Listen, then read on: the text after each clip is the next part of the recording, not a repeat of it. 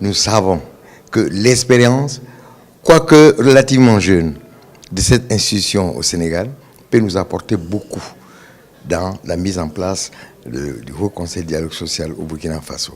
Et c'est pour ça donc que nous sommes venus ici nous inspirer de cette expérience, ce qui va booster la mise en place de l'institution au Burkina Faso. Il y a beaucoup d'aspects, beaucoup de questions, beaucoup de problématiques qui nous intéressent.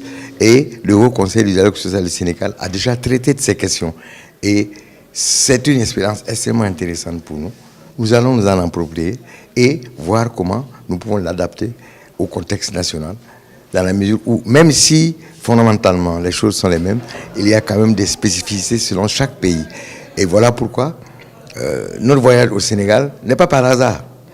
Comme on dit, on n'est pas leader par hasard. On est leader par expérience, on est leader par la pratique, on est leader par l'action. Et c'est en cela que la structure du Sénégal nous sera d'un très grand apport. Aujourd'hui, le dialogue social est sans conteste un instrument pour le développement économique et social. C'est pour cela que le partage d'expériences est important pour nos pays qui avons presque tous les mêmes problèmes.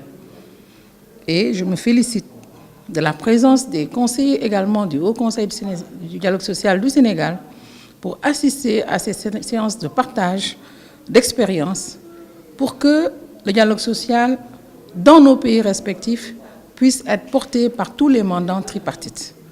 C'est cela notre souhait et c'est véritablement un honneur.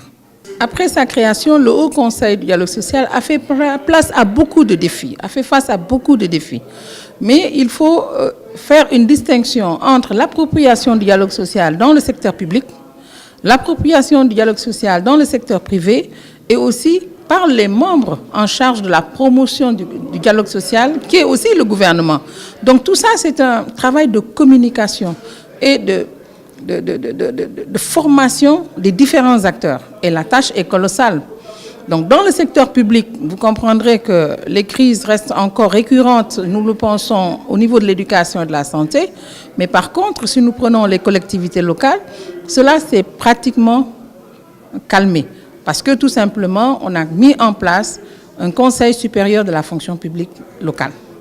Et le Conseil supérieur de la fonction publique locale, c'est un processus de négociation avec les travailleurs. L'administration également a joué sa partition et le chef de l'État a installé lui-même le Haut Conseil qui aujourd'hui traite de tous les textes qui intéressent les collectivités locales. Quand on voit l'acte 3 de la décentralisation, qui est un des grands projets du chef de l'État, et qu'aujourd'hui, la phase 2, on a eu quelques difficultés lors de la première phase, et aujourd'hui, les problèmes sont en train d'être réglés à ce niveau. Donc, il nous reste bien sûr ces deux secteurs clés, et nous continuons avec les partenaires sociaux à stabiliser les secteurs, surtout les secteurs de la santé et le secteur public. Maintenant, au niveau des entreprises, il y a une appropriation. Aujourd'hui, nous formons les partenaires, les délégués du personnel dans les entreprises. Nous l'avons fait pour plusieurs entreprises et aujourd'hui, on a encore 3 ou 4 demandes en instance. Ça veut dire que le secteur privé aussi s'est approprié le dialogue social. Maintenant, pour le gouvernement, il faut continuer à faire le travail.